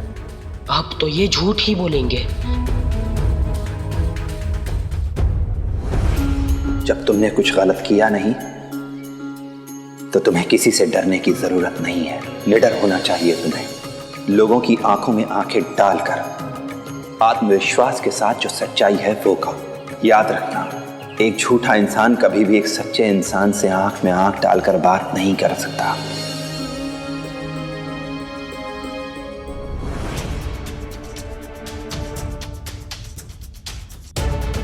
बोलिए ना, खामोश क्यों है? सरकार को जवाब दीजिए। क्या मैं लाया था केशव को आपके पास?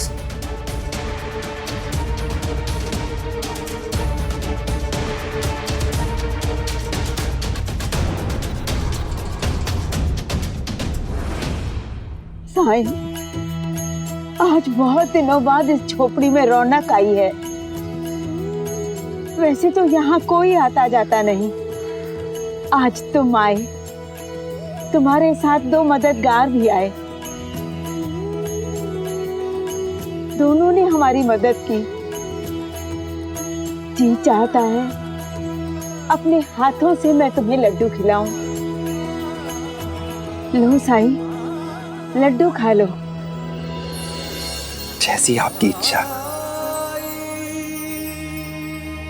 आगे आओ माई। थोड़ा दाएं।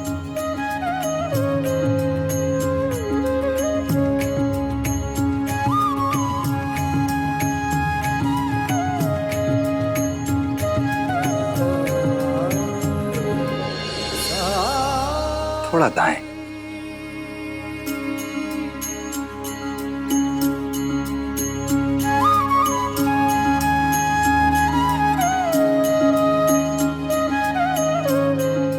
बाएं। थोड़ा सा दाएं।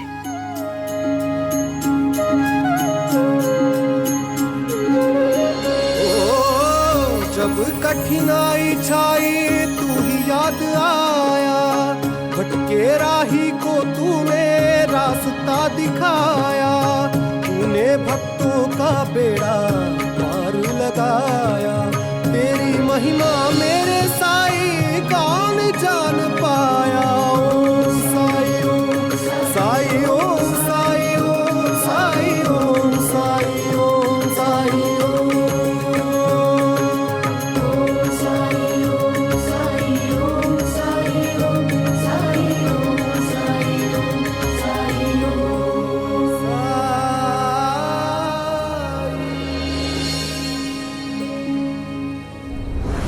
बोलिए ना, खामोश क्यों है? सरकार को जवाब दीजिए। क्या मैं लाया था केशव को आपके पास? भगवान कहाँ फंसा दिया? हाँ बोलकर जल्दी से निकल जाने में ही मेरी भलाई है। नहीं नहीं सरकार, ये वो लड़का नहीं जो केशव को मेरे पास लेकर आया था।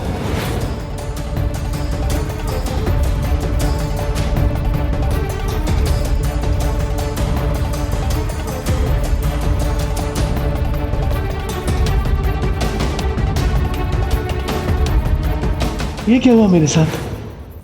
मैं चाहकर भी झूठ क्यों नहीं बोल पाया?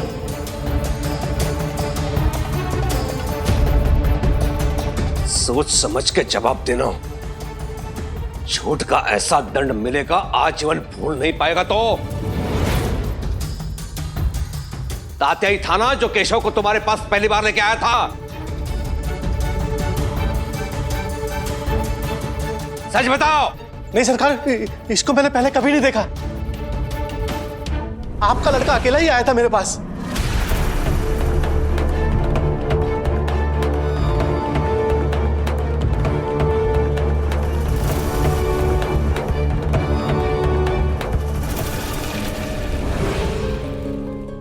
सुन लिया ना सरकार, मैंने कहा था ना। अब विश्वास हुआ? पिताजी ये झूठ बोल रहा है।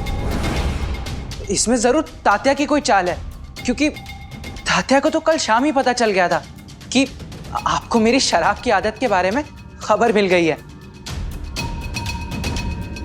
तात्या ने इसको रिश्वत खिलाई होगी ताकि ये यहां आकर झूठ बोले। केशव की बात सही है। तात्या के पास पर्याप्त समय था योजना बनाने के लिए। अब सत्य ज्ञात करने का एक ही विकल्प है। अंता, कुलकर्णी सरकार के सामने झूठ बोलता है। कुलकर्णी सरकार के सामने झूठ बोलता है। कुलकर्णी सरकार के सामने झूठी बोला। इसकी सजा मिलेगी। झूठी बोला, मैंने को झूठी बोला। और सरकार ये तो सच बोल रहा है। हाँ हाँ, ये सच्चा है ना, तो मार खाने से डरेगा नहीं।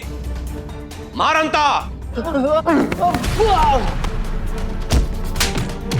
मैं झूठ बोला, झूठ बोलता है, झूठ बोलता है, झूठ बोलता है, झूठ बोलता है, झूठ बोलता है, हाँ? कुलकर्णी सरकार से झूठ बोलता है।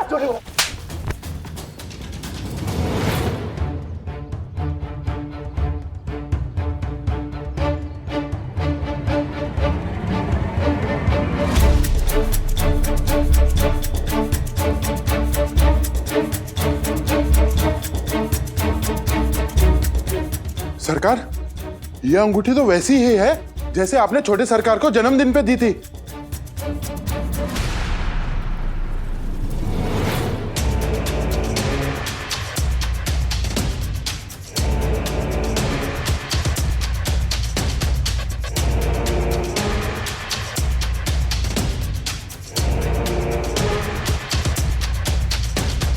हाथ दिखा।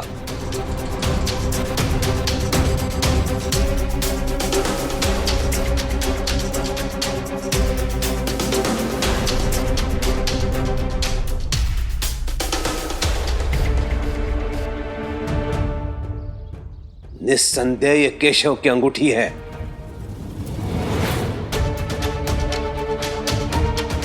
सरकार, ये चोर है, इसकी गवाही झूठी मानी जाएगी।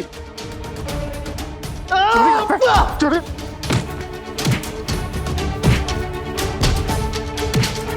झूठ बोलता है। चोर नहीं हूं मैं,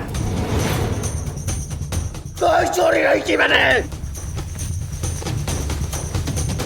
ये केशव पानी की तरह शराब पीता है, शराब के लिए कुछ भी कर सकता है।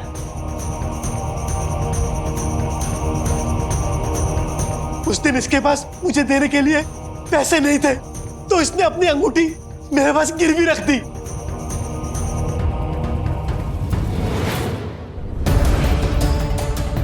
ये लो, सोने की है,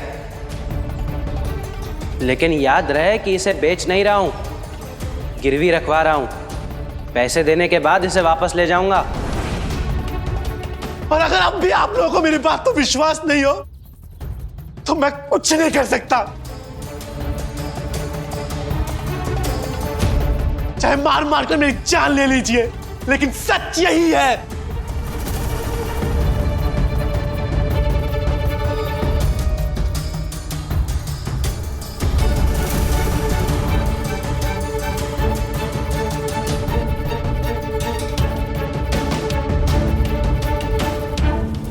लड्डू बहुत स्वादिष्ट है माई, एक और मिलेगा? हाँ हाँ, क्यों नहीं।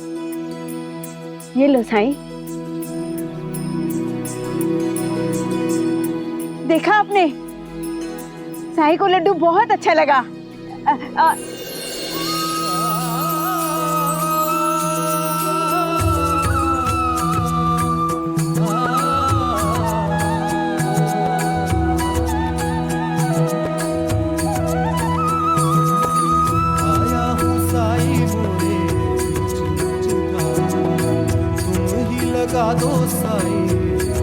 मुझे दिख रहा है, मैं देख पा रही हूँ तुमको साफ साफ। सुना आपने, सुना आपने? मैं आपको भी देख सकती हूँ, मैं इसको भी देख सकती हूँ, और इसको भी देख सकती हूँ, और मैं साई को भी देख सकती हूँ। साई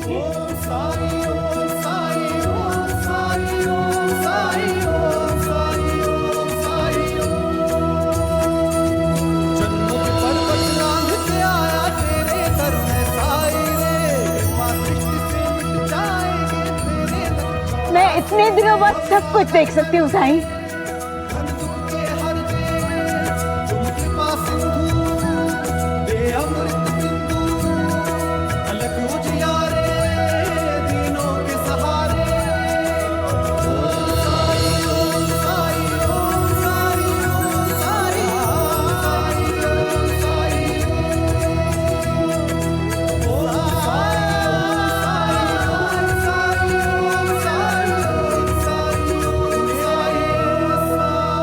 मेरे लिए तुमने इतना कुछ किया साईं,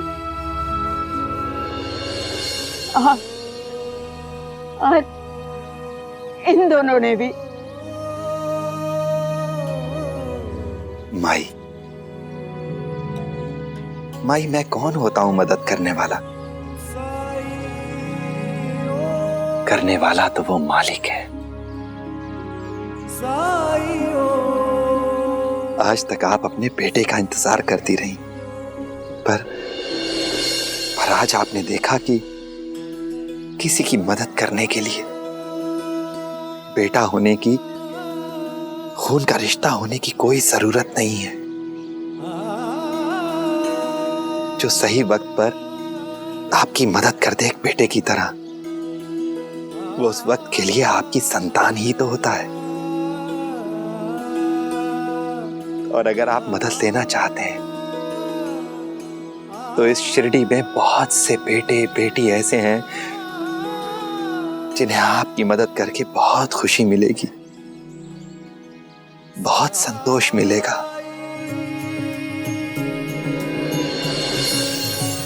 बदरा बुराई के ये जितने भी छाए, साईं मेरे अच्छाई का जल बरसाए। कष्ट जो अपार साईं हंस के उठाए, मन में साईं के क्या है कौन जान पाए। ओम साईं ओम साईं ओम साईं साईं ओम साईं ओम। सरकार, आपने ही कहा था ना कि अगर वो सच बोल रहा है तो वो मार खाने से नहीं डरेगा। और कितने सबूत चाहिए आपको? मेरे बेटे ने कुछ नहीं किया है सिवाय आपके बेटे की मदद करने के। और इसमें मुझे कोई आश्चर्य नहीं हो रहा है, क्योंकि वो है ही ऐसा। उसकी आई और मैंने उसे बहुत अच्छे संस्कार दिए हैं। चाहे कितनी भी कठिनाइयां आए, अपने संस्कार नहीं भूलता। चाहे कोई भी परिस्थिति हो, वो अपने उसूलों पर चलता है। सरकार, हर पिता चाहता है कि उसकी संतान उसी की तरह हो, और तात्या है भी मेरी तरह। बस उसमें आई की अच्छाइयां कुछ ज्यादा है। जब जब मैं इसे देखता हूं ना, तब मुझे गर्व और अभिमान नहीं होता। भगवान के सामने मेरा शीश विनम्रता से झुक जाता है। मैं कृतज्ञता पूर्ण हो जाता हूं। ऐसा लगता है जैसे पता नहीं कौन से जन्म में मैंने इतने पुण्य किए हैं, जो ऐसे पुत्र का पिता बनने का सौभाग्य मुझे मिला है। सरकार, आपके सामने मेरी कोई हैसियत नहीं। मेरे पास जो कुछ भी है वो सिर्फ और सिर्फ मेरी इज्जत है। आइंदा से हम पर दोष लगाने से पहले, हम पर लांछन लगाने से पहले अपने गिरेबान में जरूर झांक कर देखिएगा।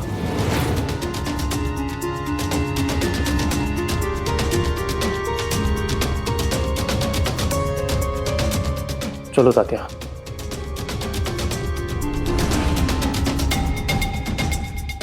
तू यहाँ क्यों खड़ा है? चल भाग यहाँ से।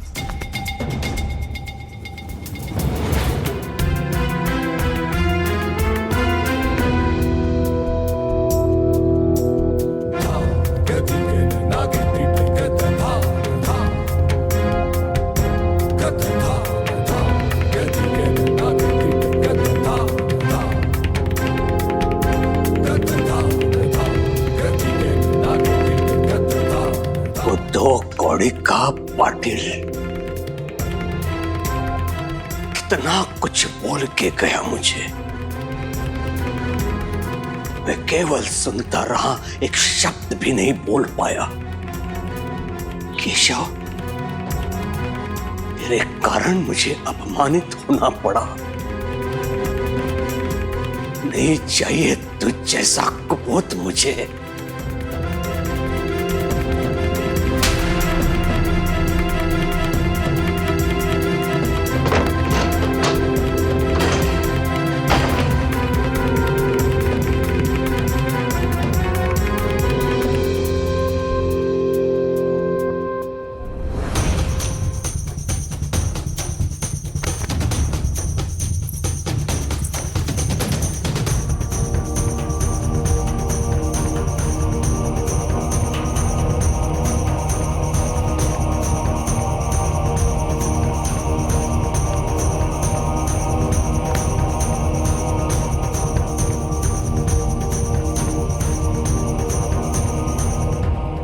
चल जा मेरे वाड़े से, अभी इसी क्षण। आज से तेरा इस वाड़े से और यहां के लोगों से कोई संबंध नहीं। निकल जा।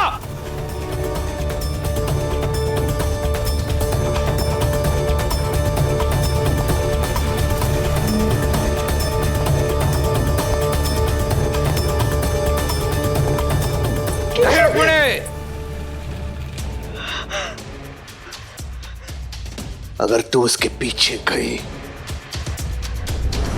तो वापस आने के बारे में सोचना भी मत।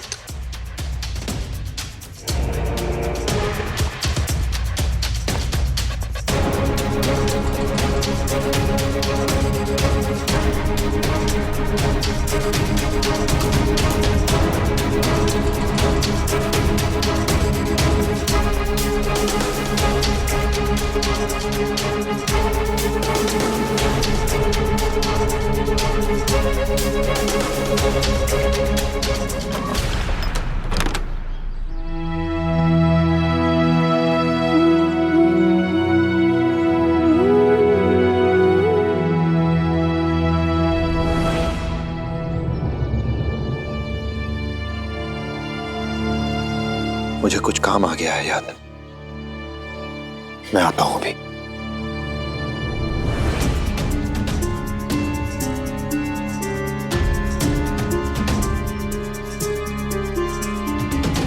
अब बाजार के लिए बहुत देर हो चुकी है। इस समय घर गया तो कावेरी घर सर पे उठा लेगी। आसपास घूम के शाम को जाऊंगा घर, ताकि कावेरी को लगे कि मैं बाजार गया था।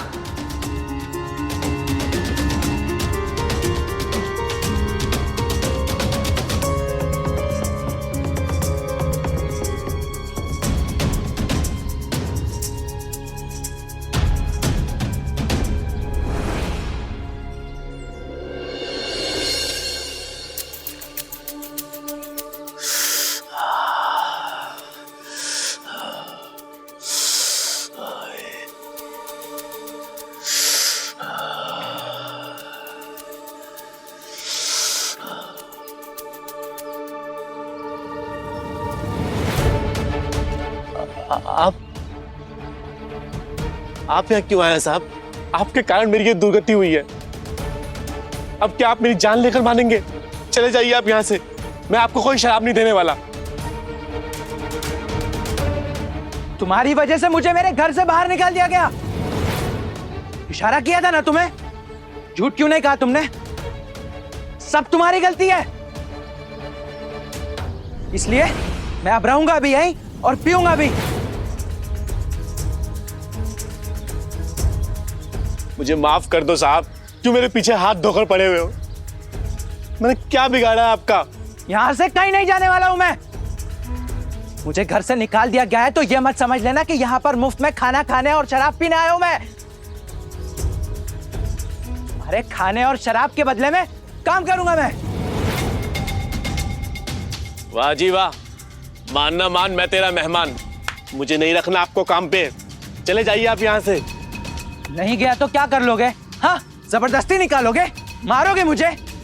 याद रखना, मैं कुलकर्णी सरकार का बेटा हूं और उन्होंने मुझे सिर्फ घर से बाहर निकाला है, रिश्ता नहीं तोड़ा है।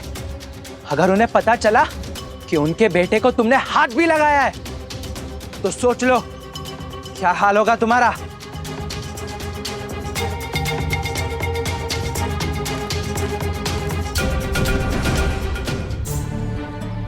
जो कह रहा है सुन ले, करने दे मनमानी। लाड प्यार से पला हुआ छोकरा है, 1-2 दिन से ज्यादा यहाँ नहीं रह पाएगा। अब बताओगे भी क्या करना है मुझे? हाँ हाँ चलिए चलिए, बताता हूँ।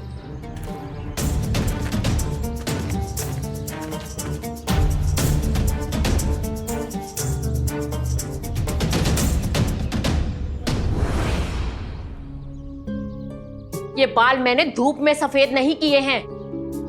मैंने तुम्हें कहा था ना, वही हुआ ना। चाहे कुछ भी कर लो, कुलकर्णी सरकार दोष तुम्हें ही देंगे। अरे उनके बेटे की मदद ही नहीं करनी चाहिए थी। और तात्या,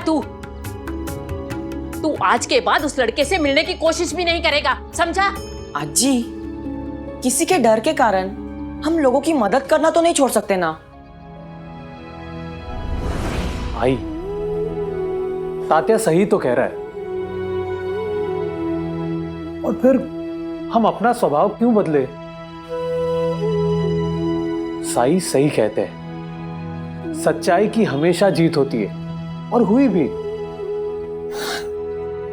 और अंत में उन्हें भी तो पता चल गया कि सच क्या है। हर बार किस्मत साथ नहीं देती है बेटा।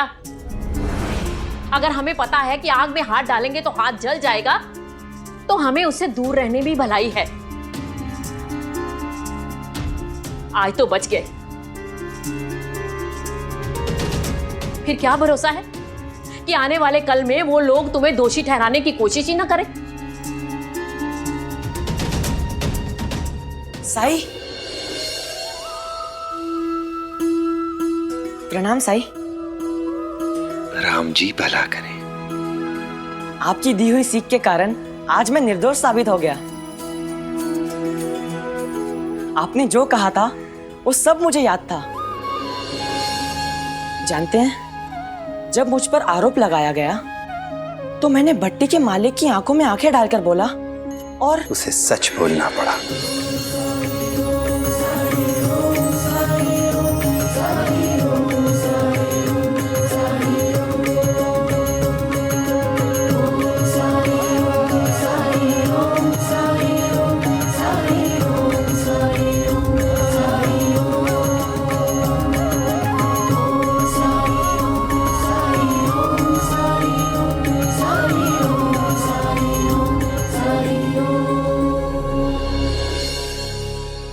वो आप ही का चमत्कार था ना साई? अब मैं समझ गया। मुझे अपने अंदर आपकी उपस्थिति, आपकी मौजूदगी महसूस हुई थी। अज्जी, आप कह रही थी ना कि हर बार किस्मत साथ नहीं देती। सच कहूं, मुझे किस्मत के साथ की कोई जरूरत नहीं है, क्योंकि मेरे साथ मेरा सच है और मेरे साई। और जिसके साथ साई है उसे किस बात की फिक्र?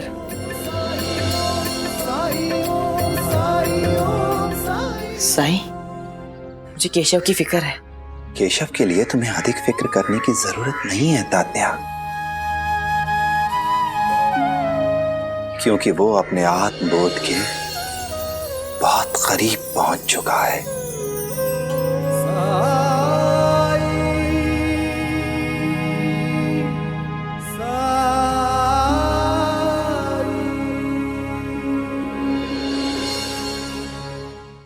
धार्मिक वीडियो सबसे पहले देखने के लिए हमारे चैनल को सब्सक्राइब करें और बेल आइकन दबाएं।